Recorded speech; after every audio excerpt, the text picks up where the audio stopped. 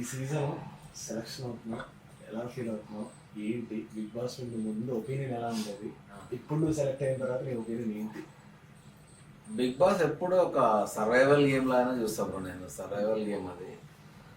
కానీ ఎప్పుడు అంటే నేను వెళ్ళాలన్న ఇంటెన్షన్ ఎప్పుడు లేకుండే. ఎందుకనంటే భయం ఉండే నాకు. నా పాయింట్ ఏంటంటే నేను ఫోన్ లేకుండా ఉండలేను, 4 గోడల మధ్యలో అస్సలు ఉండలేను, ఎప్పుడు బయట తిరుగుతూ ఉంటా. అమ్మో నేను అస్సలు ఉండలేను రా షోలా అన్నది నాకు ఎప్పుడు ఉండేది. కానీ ప్రతి సీజన్ చూస్తూనే ఉంటా. మనకు ఆబ్వియస్లీ తెలియకుండానే మొత్తం అన్ని సీజన్లు చూసేస్తూనే ఉన్నాం. ఒకసారి స్టార్ట్ అయిన తర్వాత క్యూరియాసిటీ పెరుగుతూ ఉంటుంది. ఏంది అంటే జనాల మెంటాలిటీ తెలుస్తూ ఉంటుంది మనకి.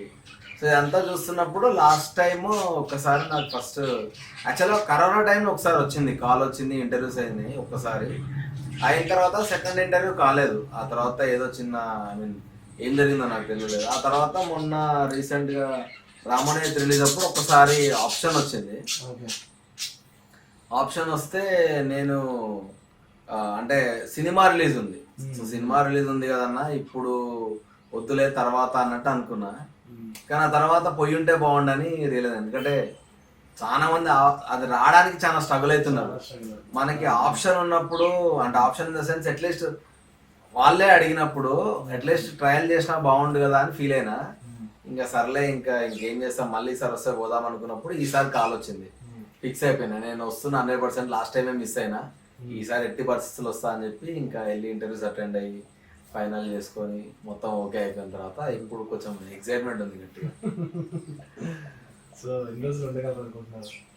నేనైతే టు బి ఫ్రాంక్ చెప్తే నేను లాస్ట్ దాకా ఉందామని ఫిక్స్ అయినా. 106th డే స్టేజ్ మీద ఉండాలన్నది నా ఇంటెన్షన్.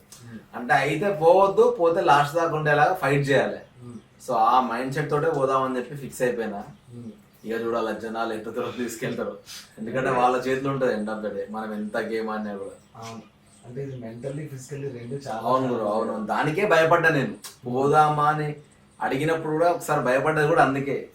మా ఎంత బ్రెయిన్ ఆగమాగం అవుతుందేమో ఎందుకు అని ఒక 2 సార్లు అనుకున్నా. కానీ ఆ తర్వాత రియలైజ్ అయినా ఏమున్నది, మా అయితే ఎక్స్పీరియన్స్ వస్తుంది, నేర్చుకుంటాం.